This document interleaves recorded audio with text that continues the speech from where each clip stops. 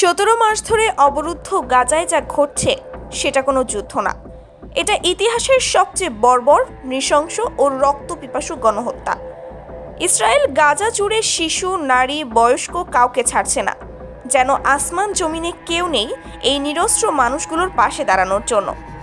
মধ্যপ্রাচ্যের দুই একটা দেশ ব্যতীত পুরো মুসলিম বিশ্ব যেন অন্ধ, বধির, নির্বাক। কোটি কোটি মুসলমানের রাষ্ট্রগুলো আজ দর্শকের ভূমিকায়। কেবল দোয়া আর টিভিতে চোখ মেলে মৃত্যুর মিছিল দেখা ছাড়া তাদের কিছু করার নেই। তাদের এই লজ্জাজনক নীরবতা, এই বিশ্বাসঘাতকতা আজ বাধ্য করেছে ইসলামী বিশ্বের সম্মানিত শীর্ষ আলেমদের জিহাদের ডাক দিতে। প্রথমবারের মতো তারা সম্মিলিতভাবে ইসরায়েলের বিরুদ্ধে ফতোয়া জারি করেছেন, বলেছেন এই হত্যাযজ্ঞ আর না, এবার থামাতে হবে, আর দেরি নয়। মুসলমানদের আন্তর্জাতিক সংগঠন international union of Muslim scholars IUMS এর পক্ষ থেকে এই ফতোয়া এসেছে।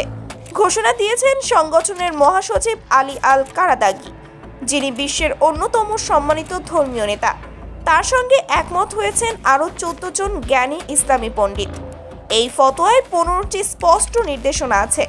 বলা হয়েছে, গাজা যুদ্ধ বন্ধ করতে মুসলিম দেশগুলোকে এখনই সামরিক, অর্থনৈতিক ও রাজনৈতিক হস্তক্ষেপ করতে হবে।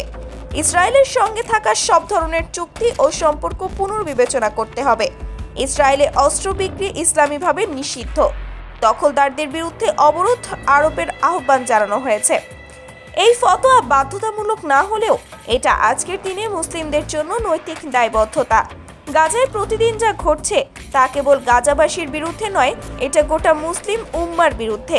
এই পরিস্থিতিতে চুপ থাকা মানে অপরাধে অংশীদার হওয়া। গাজা এখন চিৎকার করে বলছে, আমাদের পাশে দাঁড়াও। প্রশ্ন একটাই, আমরা কি এখনো চুপ থাকবো নাকি জেগে উঠবো?